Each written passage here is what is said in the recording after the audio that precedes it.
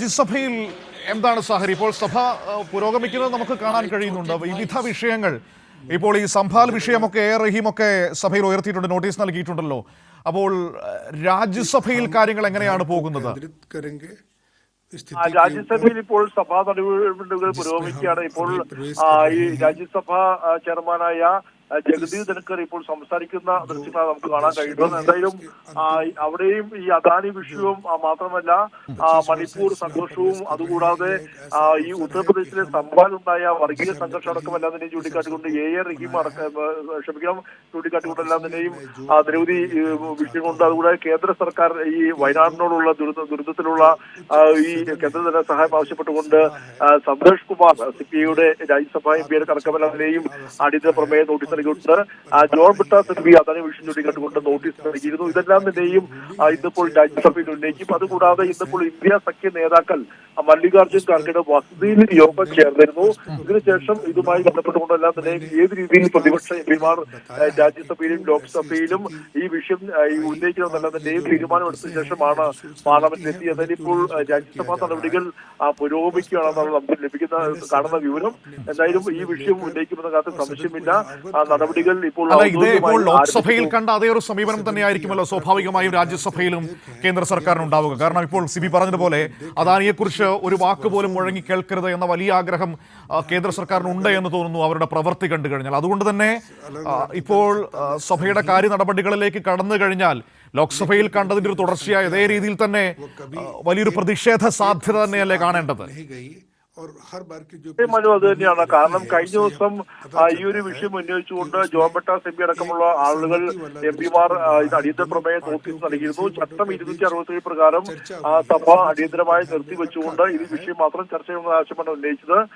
കൂടാതെ മല്ലികാർജ്ജുൻ ഖാർഗെ ഈ വിഷയം ഉന്നയിച്ചെങ്കിലും ഈ അദാനി വിഷയത്തിൽ ചർച്ച നടക്കില്ല എന്നുള്ള നിലപാടിലേക്ക് ജഗദീപ് ധൻഖർ എത്തുകയായിരുന്നു. പിന്നീടാണ് പ്രതിപക്ഷ ബഹളം വലിയ രീതിയിൽ നടുത്തത്തിൽ ഇറങ്ങുകയും പിന്നീട് അത് പിരിയുന്ന സാഹചര്യം ഉണ്ടായത്. എന്തായാലും ഇപ്പോൾ ജഗദീപ് ധൻഖർ അവിടെ ലഭിച്ചിരിക്കുന്ന നോട്ടീസുകളെല്ലാം തന്നെയും അതിനെക്കുറിച്ച് സംസാരിച്ചുകൊണ്ടിരിക്കുകയാണ്. അതിനുശേഷം മിക്കവാറും ഈ ഒരു അദാനി വിഷയത്തിൽ ചർച്ച വേണമെന്ന് പ്രതിപക്ഷം ആവശ്യപ്പെടും. എന്തായാലും ഇപ്പോൾ രാജ്യസഭയുടെ കാര്യം എടുക്കുകയാണെങ്കിൽ ഇപ്പോൾ ഈ സംഭാൽ വിഷയം നമുക്കറിയാം അത്രമാത്രം വലിയൊരു വർഗീയ സംഘർഷം യു പിയിൽ സംഭാലിൽ നടന്നുകൊണ്ടിരിക്കുകയാണ്. അത് ചർച്ച ചെയ്യണമെന്ന് ഇപ്പോൾ റഹീം എം പി രാജ്യസഭയിൽ നോട്ടീസ് നൽകിയിരിക്കുകയാണല്ലോ. എന്താണ് ഈ നോട്ടീസിൽ റഹീം പറയുന്നത്? ഇത് രാജ്യത്തിൻ്റെ മതനിരപേക്ഷ മൂല്യങ്ങളെല്ലാം നശിപ്പിക്കുന്ന തരത്തിലുള്ള സംഭവങ്ങളാണ് നടന്നുകൊണ്ടിരിക്കുന്നത് എന്ന ഏറ്റവും ഗൗരവതരമായ ആക്ഷേപമാണ് അദ്ദേഹം ഉന്നയിച്ചിരിക്കുന്നത്. അത് അതിൻ്റെതായ ഗൗരവത്തിൽ പരിഗണിക്കേണ്ട ഒരു സാഹചര്യമാണ് ഇപ്പോൾ നമ്മുടെ രാജ്യത്ത് നിലനിൽക്കുന്നത്. പക്ഷേ അതിനുള്ള സാധ്യത കാണുന്നുണ്ടോ? ഏതെങ്കിലും തരത്തിൽ ആ നോട്ടീസ് അംഗീകരിക്കാനുള്ള സാധ്യത കാണുന്നുണ്ടോ?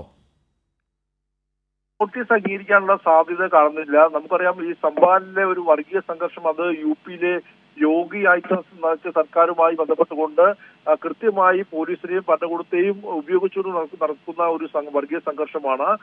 ഈ സംഭവം രാജ്യത്തിന്റെ മതനിരപേക്ഷ മൂല്യങ്ങൾക്ക് കോട്ടം തട്ടുന്നതും വർഗീയ ചേരിതിരിവിനെ വഴിവെക്കുകയും ചെയ്യുന്നതെന്ന് ചൂണ്ടിക്കാട്ടിക്കൊണ്ടാണ് റഹീം എം പി നോട്ടീസ് നൽകുന്നത്.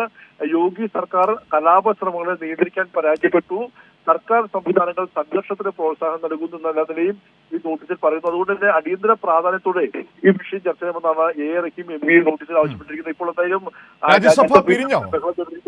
രാജ്യസഭയിലും ബഹളം ഇപ്പോൾ തുടർന്നുകൊണ്ടിരിക്കുകയാണ്. പ്രതിപക്ഷ അംഗങ്ങളുടെ ബഹളം നമുക്ക് കേൾക്കാം. രാജ്യസഭയിലും ഈ അദാനി വിഷയം അടക്കമല്ല ഉന്നയിച്ചുകൊണ്ട് ഇപ്പോൾ ഹൗസ് അഡ്ജന്റ് രാജ്യസഭയും പിരിഞ്ഞു. സിബി, രാജ്യസഭയും പിരിഞ്ഞു, രണ്ട് സഭകളും പിരിഞ്ഞിരിക്കുകയാണ്.